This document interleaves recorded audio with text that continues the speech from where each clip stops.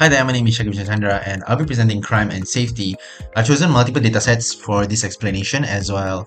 I've chosen crime amounts as well. I've chosen hospital beds and as well as population demographics to show the correlation between each other. So we're going to take a look at a glance where with geographic crime distribution map with 100k population. I've chosen 100k population because we can know that by 100k population of crimes, you can see that there are a high number of crimes based on the people there to know the safety of the people there. And we're just going to look at for example, any state in Johor, for example, we can see that in Kota Tinggi it's 166 crimes per 1 million population,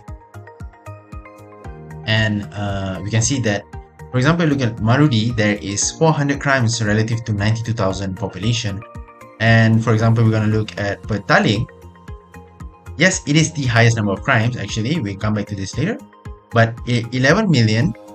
There's only 106 population there's only 106 crimes per population. That's relatively low. That shows the correlation between the crimes towards the population. We're gonna look at crimes, trends, and rates, and this is total number of crimes throughout the years, 2018 stretching out to 2022, and we can see here that the average crime is about 40k with 2018 showing it's a little bit zoomed out, but I will show it to you that these are the number of crimes with relative to the crimes per 100,000 population in that year. Looking at 2018 with slightly lower crimes compared to the population on point, and slightly higher with 2020, and 2021 with slightly lower along with 2022, sorry. And we're going to go back and we're going to look at crime severity and frequency, whereby I've categorized this to show the crimes with highest of injuries towards other people and safetiness to other people is the highest amount. And I'm going to show you this to show that for example, we're going to look at Petaling. It's actually it's highest, yes, correct, but it's slightly lower in terms of the crime severity. Crime severity I've categorized as where murder as the highest, sexual assault, and we're going to go lower with car theft, motorcycle theft. Those are not so dangerous in terms of safety of people, so it has lower amounts. So we're going to look at this. We're going to see that for example, Lawas Sarawak has very low crime severity score, as well as crime in general is as low as you can just see from this glance. Alright, I'm going to continue with prison population part 1, whereby there's two parts to this, and I've gathered the prison population with the population demographics according to the number of prisoners in the prison centers in different states and districts. We're going to look at the general overall first. We're going to look at the states, whereby the state of Selangor has the highest with 130,000, and you can see at an obvious scale that majority are males. These are males and females, by the way, and with 84% and 15% male and female in Selangor alone. And below here is prison population trends with showing that for example, the percentage prison max capacity across years is 100%. That shows that this is the peak of that year for that prison across these 4 years for that prison center, and lower would be 76% compared to the total, and 24,000 people in that prison center. So for the rest of the prison centers, it's approximately the same, with some increase like in Johor and some decreased, with average going at 2.9 thousand average. So the below is a running total to show the amount of people that's been added up, to show the people that have been going to prisons across the years, with Selangor being the highest, and it keeps going up due to this continuously high amount of people going in, and with the rest approximately averaging at 8,000 at the amount of people going into prison from 2018 to 2022. And if you want to just take a look at a glance of some states, for example, we're going to just cancel it out and look at Selangor, Sarawak, and Pulau Pinang. You're going to see a few, and this is okay, this is more viewable. This is just to see again, Selangor is at the highest, Pulau Pinang, and 100% of correctional Puncak Alam. This is just another view of everything. And we're going to continue with prison population part 2, and we're going to see that the total prisoners with 551,000 across all years 2018-2022, as well as all the prison centers and districts and states, with male going at 90% and 10% going female. And below we can see the prison population utilization trends, with whereby previously you see that the it's too compact and it's too full for you to see the exact prison centers and so forth. This is a more generic way to look at it. Is just to see that, oh, okay, majority is full compared to the peak years, and some are less compared to peak years. This is good if you want to know in general. You just want to take at a glance, be like, okay, I want to know which is empty. So if you look at this, it's going to be like, okay, that's pretty hard to see which is empty. And you're going to look at this and be like, okay, there are red areas. Let's look at the red areas.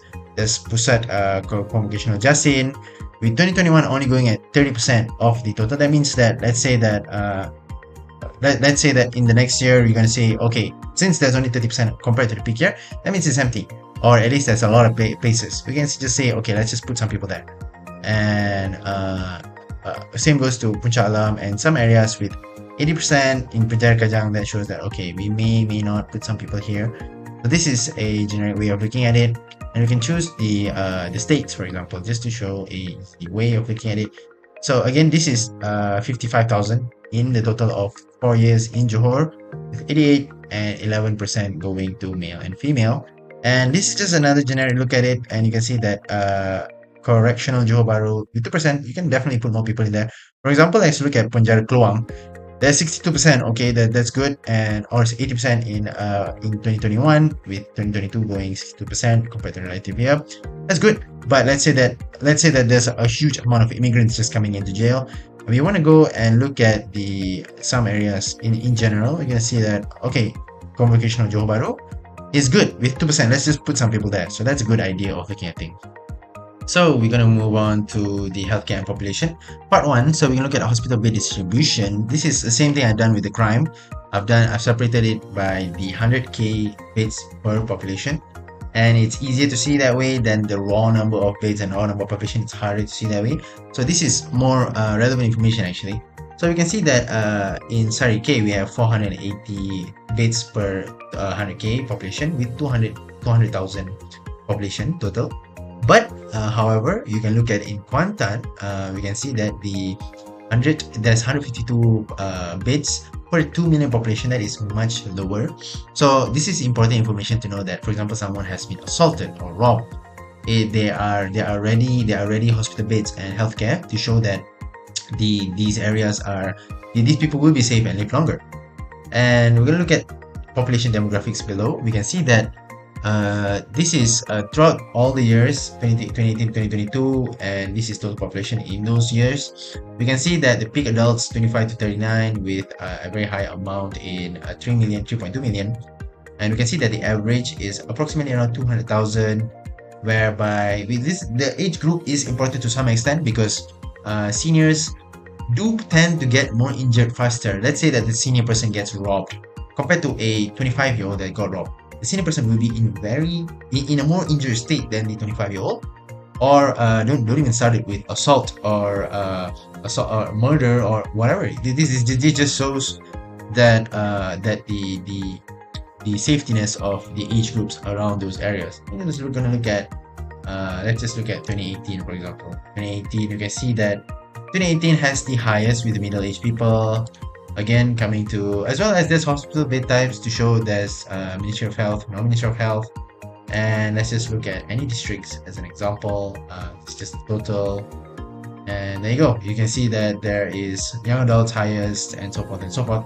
And 78 per 100,000 with a total of 142. So that's good. That shows a lot, and this filters right here.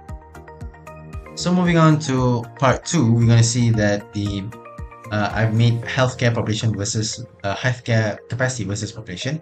This is to show the generic line between which area is good to have which area has enough hospital beds and which area does not have enough hospital beds. And we're going to see we can see that the line here is positive correlation between population and healthcare capacity, showing proportional growth, meaning that according to the population district, we have population amount by district. We can see that the amount of beds are enough or not. Let's look at Kuala Terengganu with amount of beds going at 5.6 thousand with 500 beds per 100k population and 1 million. That's good. But however, we're gonna look at Tawau with 100 beds per 100k population with 1.9 million population. That's relatively low. You can just see in a generic scale. This is a very point blank way of looking at it.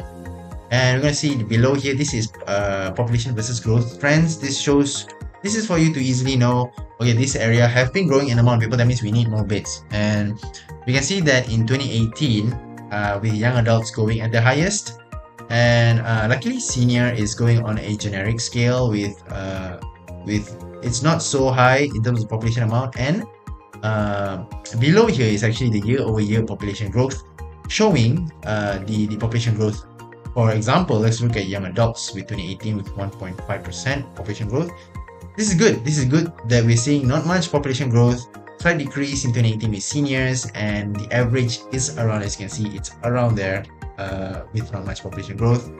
With young adults evidently having 2018 as 1.5% as the highest, with its peak going at 7.2 million of population in those times.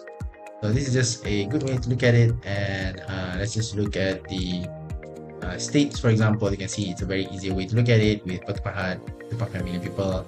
And again, same with the peak in Batu Pahat, no, not in Batu Pahat, in some states, which is Johor and Kedah. We can see that there are some, there's still a peak in the age groups of young adults.